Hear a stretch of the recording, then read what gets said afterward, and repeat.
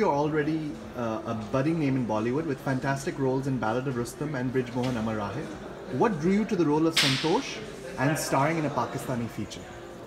Um, the first thing that drove me to this feature was the originality of this film.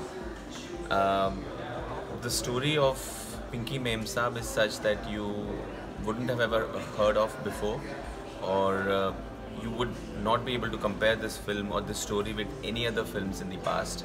So because of its originality, and B, because the story was so real to the director, Shazia.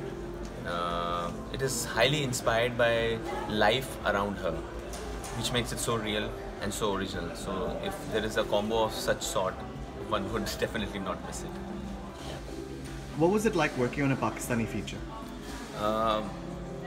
Like any other Bollywood film, probably I would say, or any other Hollywood film, or any other cinema, because over here, that's the best part about the cinema is everybody works towards the betterment of the cinema and the passion to make good cinema.